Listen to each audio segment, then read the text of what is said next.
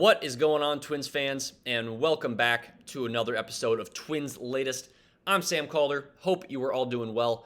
We've got an action-packed episode on tap for today, and we're going to start it by recapping yesterday's matchup with the Atlanta Braves. But before we get to any of that, please be sure to subscribe to the channel if you are not already, so you don't miss out on daily Twins updates and news. But without any further ado, let's jump into today's episode. And I mentioned we were going to start today with looking at yesterday's game versus the Braves. The Twins came into that game riding high after a walk-off victory on Sunday, and unfortunately they could not ride the momentum. They fell 9-8 against the Braves, and Atlanta has seemingly had the Twins' number this spring.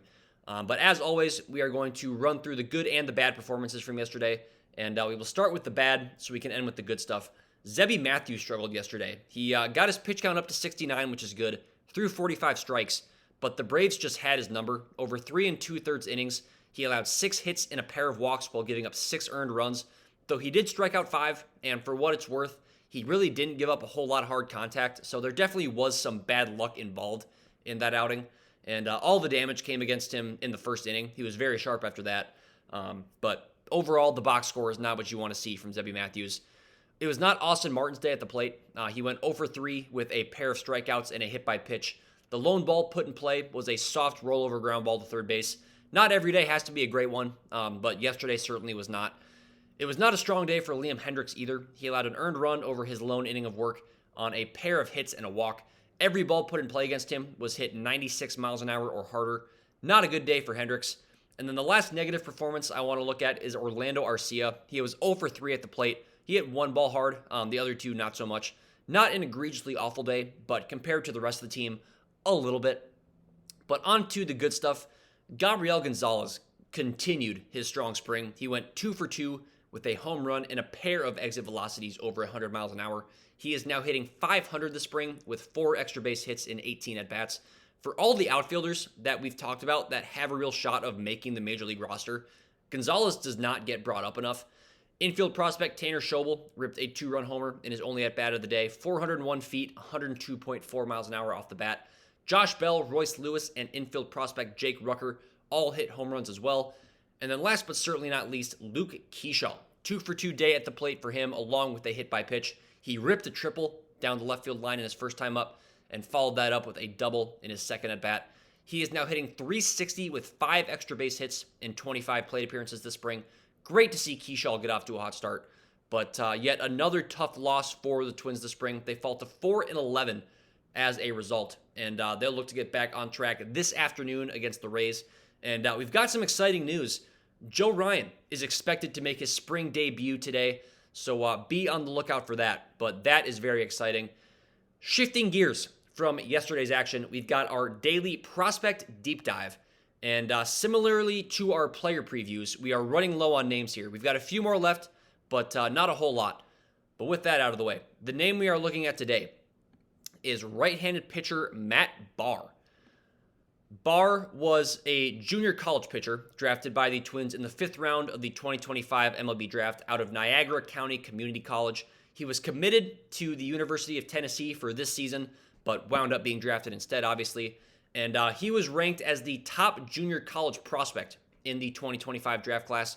He stands at 6'6", 195 pounds, and is ranked as the Twins' 28th prospect, according to the new MLB Pipeline Twins Top 30 Prospects list. This past year, as a JUCO prospect, he threw 57 innings across 10 starts. Good to see him work deeper into the majority of them. And racked up 94 strikeouts with a very impressive 1.74 ERA. So not a huge surprise, he never stepped foot in Knoxville, Tennessee. Looking at his pitch mix, he's got 3 quality offerings already, and I think he'll add another at some point. His fastball sits mid-90s with a lot of movement, and he can run it up to about 97, 98. His curveball and slider/sweeper, it's a slider that has more of a sweeper shape, also have very high spin rates, and all 3 pitches are graded out as potentially above average offerings at the major league level. He's also supposedly worked in a cutter a little bit, but even if that pitch doesn't stay in his arsenal long term, he's probably going to add at least one more, because everything right now moves towards his glove side, which is great against right-handed hitters. But what happens when a team starts 8 lefties? He's not set up well for that at all. So I think we'll see him add either a changeup and or a sinker at some point soon. something that will tail away from a lefty. But he's got a really smooth delivery and has the upside to stick as a starter at the major league level. It will be a while before he's at that level. He's still only 20 years old, so it'll be a handful of years most likely. I mean, we're looking at 2029, 2030 probably, best case scenario. But his command has a bit of a ways to go as well. He only has a 45 grade on his control and his scouting report on MLB Pipeline. But that's not uncommon for young pitchers. I personally think Barr has more upside than another Twins pitcher we've talked about, who also went in that same draft class last year in James Ellwanger. I love that the Twins took a shot on this guy last summer in the 5th round.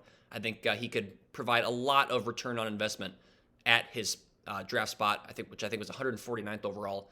But pivoting from Matt Barr, today feels like a good day to do our weekly draft check-in.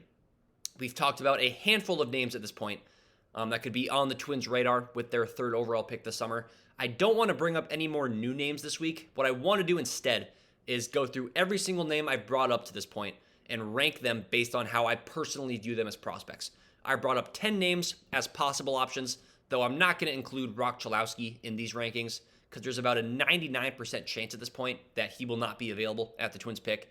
He would be comfortably my number 1 target, but I think he's also basically everyone in America's number 1 draft prospect too. So we'll assume he goes number 1 to the White Sox, which means these rankings will be 9 players deep. My number 1 realistic Twins draft target is going to be Fort Worth Christian high school shortstop Grady Emerson. Emerson is the number 2 draft target on MLB.com, right behind Chalowski, because he's got the upside to turn into a true 5-tool player at the major league level. Fantastic pure hitter with a good amount of pop, good defender at shortstop with a strong arm and good speed. And with how deep the Twins farm system currently is, I'd honestly prefer taking, the best prep prospect with a higher upside over a college hitter who will be ready sooner. In a guy like my number 2 prospect, Alabama shortstop Justin LeBron. He is on an absolute tear this year. Through 17 games, he's hitting .302 with a .458 on base percentage, 8 home runs, and 16 for 16 on stolen base attempts through 17 games. So he's on pace for about 50 this season. He's also walked more than he struck out, which is an area he struggled in the past in recent years. So he's pushing Chalowski for the number 1 draft prospect at this point with the year he's having. My number 3 prospect is someone I normally would never rank this high. It is high school pitcher Carson Bowman. Bowman is a 6'4", 210-pound lefty with 3 pitches that grade out at a 60. Last year as a junior in high school, he threw 41 2/3 innings without giving up a single earned run and struck out 101 batters. His fastball, curveball, slider, and changeup all project to be very strong pitches at the major league level. I'm usually very opposed to drafting a high school pitcher as high as 3rd overall. I will make an exception for Carson Bowman. At number 4, I've got Jacob Lombard. There's a little more risk in Lombard's profile, primarily from some swing and miss concerns. But with that risk comes a tremendous amount of upside. He's a fantastic athlete who figures to stick at shortstop long term. He's got a 65 grade speed tool and 60 grade power. So if he gets the swing and miss under control, he could really turn into a superstar. At number 5, I have the first of 2 Georgia Tech prospects today. It is catcher Vaughn Lackey. Lackey is having a fantastic year for the Yellow Jackets so far. He's hitting .446 with a .587 on base percentage, 6 home runs and 6 stolen bases through 16 games, 9 strikeouts to 17 walks. He's taken a step forward in basically every aspect offensively this year. Catcher is not a super deep position group for the Twins. You've got Eduardo Tait and Enrique Jimenez, who we talked about last week, but those two both have a ways to go still. If Lackey keeps up this kind of production, I would be on board with him at number 3. My number 6 prospect is the other Georgia Tech prospect we're going to talk about, outfielder Drew Burress. And this comes down to me. I just don't know that the Twins need another young outfield prospect. We also haven't seen his power output match his numbers from previous seasons. Only 2 home runs this year in 16 games, and it's been a lot more line drives and ground balls for Burress this year. He's a quality player, just not sure he's a good fit for the Twins at 3rd overall. At number 7, I've got Florida Gators pitcher Liam Peterson. There's some work to do with his command, but the stuff is just gross. 34 strikeouts through 19 1/3 innings this year for the Gators. He's got 4 quality pitches with his fastball, slider, curveball, and changeup. Fastball can get up to about 99 miles an hour, and the secondaries all have sharp movement. He does need to clean up the walks over the rest of the season, He has 12 through those 19 and a third innings thus far. But there's a lot to like with Liam Peterson. Number 8 for me is Virginia outfielder AJ Gracia. He has taken a huge step offensively this year. 6 home runs and a 362 batting average through 16 games, 11 strikeouts to 16 walks. He's another left-handed hitting outfielder, though, so I'm not sure if this makes a ton of sense for the Twins. And then number 9 is Texas A&M shortstop Chris Hacopian. He's only played in 3 games this year due to injury, so I just want to see more of him before I move him up my rankings. But that's what I've got. Just to recap, my top 9, and we'll say top 10 if you include Cholowski. Looks like this in order. Starting at number 1, we go Cholowski, Emerson, LeBron, Lombard, Bowman, Lackey, Burris, Peterson, Gracia, Hacopian. And then to wrap up the video, we have the last of our Twins player previews. It pains me to say that this is the end, but we've simply run out of names to talk about that could realistically make the opening day roster. This will be our 35th Twins player preview, and obviously only 26 guys can make the roster. But the final Twins player preview is a guy we have not talked a lot about this offseason. It is catcher Alex Jackson. And I brought him up when I do my weekly roster projections, but that's only because I mentioned him as the clear-cut number 3 catcher for the Twins. I think it's extremely unlikely that he opens the year with the Twins on the Major League roster unless Ryan Jeffers or Victor Caratini get hurt at some point over the next couple of weeks. Jackson was the 6th overall pick in the 2014 MLB draft by the Seattle Mariners out of Rancho Bernardo High School in San Diego, California. He was drafted as an outfielder, though he's obviously transitioned to catcher since then. He was traded to Minnesota back in November in exchange for minor league infielder Peyton Eales. He spent last season with the Baltimore Orioles, appearing in 36 games and logging 100 total plate appearances. On the year as a whole, he hit .220 with a .290 on base percentage. Not much plate discipline or pure contact on display in that small sample size. He struck out 37 times in those 100 plate appearances compared to just 5 walks. But we did see a bit of pop on display. He had a .473 slugging percentage and logged 13 extra base hits. The underlying metrics, however, would indicate that Jackson largely outperformed his expectations. His expected batting average was down at 178, and his expected slugging percentage was 111 points lower than his actual slugging at 362.